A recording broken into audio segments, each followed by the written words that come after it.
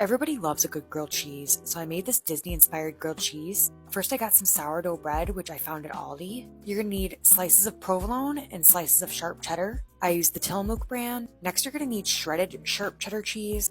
Next you're gonna need some cream cheese. Again, I used the Tillamook brand. Some heavy whipping cream, and this will all start making sense soon here. Some mayo, I like to use avocado oil mayo. Some minced garlic, but I used garlic. And for a little extra dash, I used the melting pot garlic and wine seasoning. Some salt, I used the Himalayan pink salt. Again, here is everything that you're going to need. I just like to lay out everything on the counter just so I know that it's there. I like to have the recipe on my iPad so you can kind of see the ingredients here and what they're used for. You can screenshot this if you want. You're going to want to have some measuring spoons, some measuring cups. For the first part of the recipe, you're going to be making the cream cheese spread. Then you're going to be making a garlic spread. And then finally, you'll be putting the cheese and the bread together. And in a food processor, you're going to put the sharp cheddar cheese, the cream cheese, and mix them two together. But I was having a hard time getting the cream cheese off the spoon, so here I am struggling, but it finally got in there. As you see, next you're going to want to put the whipping cream in there, and I shouldn't have done this one-handed, but I did, and I made a little mess, but whatever. Pour that in there, clean up your mess, my mess.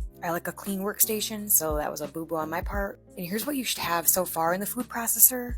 Pretty simple. And of course I like to add a little bit of the garlic and wine seasoning to the mix, of course, just a little bit this time, and a little bit of salt. And you can either blend by pulsating the blades or just kind of keeping it down however long you want to, just until it's fully blended and incorporated. Now we're making the garlic spread with the mayo, the garlic, and a little bit of salt, mixing that up good. And I'm getting my George Foreman grill warmed up as we're doing this. And I also get my cheese slices ready just so it's easier to assemble. And those are all the mixtures. And now the George Foreman should be hot and ready to go. I like to assemble one sandwich at a time, just on another little board to make it easier, just as you see here. Now you're seeing me screw up here, and I should have put the garlic spread on the bread first, then the cheese slices, and then you add the cream cheese spread in the middle.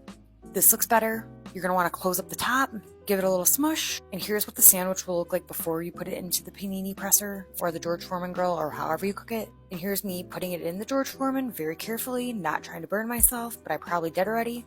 And then you're going to want to put the top down and let it cook down and get all nice and melty. Here is a second little check on it, and it's getting a little more golden. And then finally, this is what I took it out looking like. And now I have a great melty, cheesy grilled cheese. One of the best grilled cheeses that I have ever made.